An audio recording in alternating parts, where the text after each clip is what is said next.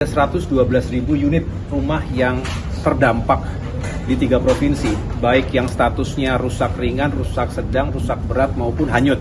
Tapi tadi secara umum beliau dan teman-teman PKP juga sudah melakukan mapping secara langsung dan terus diupdate, sekali lagi tidak berhenti di sini. Itu kurang lebih ada 112.000 unit rumah yang terdampak di 3 provinsi, baik yang statusnya rusak ringan, rusak sedang, rusak berat maupun hanyut.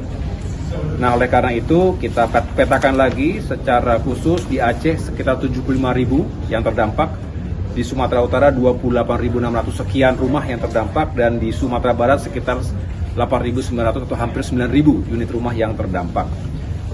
Menteri PKP tadi menyampaikan kepada kami tentunya selain sedang mempersiapkan anggaran, menghitung anggaran dan kebutuhan untuk perbaikan dan pembangunan rumah rakyat yang tentunya sangat dinantikan, termasuk relokasi ke area yang lebih aman dari daerah-daerah yang rawan bencana tadi. Ini juga nanti bisa dilaporkan kepada masyarakat oleh Pak Menteri secara langsung, apa yang juga menjadi semangat kebersamaan, solidaritas masyarakat kita untuk sama-sama berkontribusi, tentunya selain pemerintah pusat dan daerah yang akan berada di depan. Silakan Pak Menteri. Terima kasih Pak Menko yang kami hormati. Kami akan lebih banyak di masa ini Pak Menko, ya, masa rehabilitasi dan rekonstruksi. Jadi posisinya ada di sini perumahan. Dan atas arahan Bapak Menko yang selalu memberikan arahan dan membantu dengan jelas, kami sudah sampaikan tadi yang terdapat dampak rumah adalah 112.551. Ini rinciannya. Enggak usah ditulis ya, supaya bisa. Dan ini datanya berkembang terus, sangat dinamis. Oke. Kemudian kami juga sudah sebenarnya ini masuknya harusnya di tahap tadi, yaitu rehabilitasi dan rekonstruksi. Atas izin Pak Menko, kami mengambil inisiatif, ya. Bagaimana kami juga sudah mempelajari, tentu bersama dengan Satgas Daerah, BNPB, BPBD, ya, Pemda, untuk melakukan identifikasi potensi lahan. Kayak di Aceh itu ada 8, Sumatera Utara 8, Sumatera Barat 5, ya.